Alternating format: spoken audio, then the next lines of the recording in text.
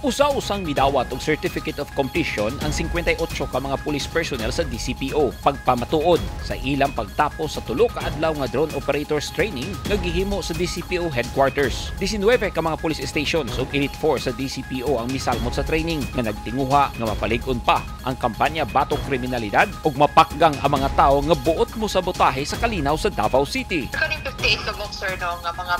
personnel nga nag-graduate ka ganina sir no sa tulo ka adlaw nga training, ang ilang responsibilidad sir is paggamit sa drone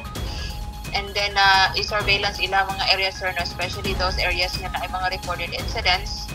and then katong mga oras nga daghan nga mga panghitabo mo na ilang pagabuhaton sir no ilahang rule isip isa ka train nga kabalo na magamit sa drone sir no. Mo ni ang purpose sa ato ang city director sir sa mga 20 personnel sir no, from 19 police stations and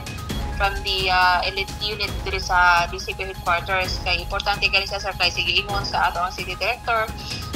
kung na karon sir no kanang high tech na karon, so sayang ang chance daw nga dili gamiton, so nagpakandak siya og kanang training sa drone para magamit sa ato ang kapulisan, especially sa ato ang sir no real time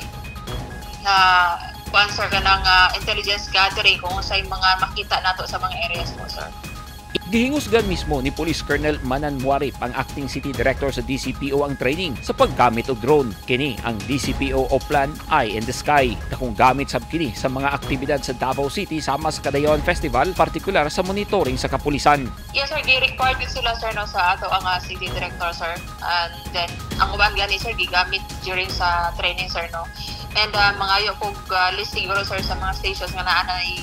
mga sariling drone sir. And so far in advance sir kuana si Sir Muarip nga magpalit na og drone ang mga station sir. Buot sa DCPO nga mogamit og high-tech nga surveillance equipment, hilabi na karon nga nagka-high-tech na sab ang mga kriminal.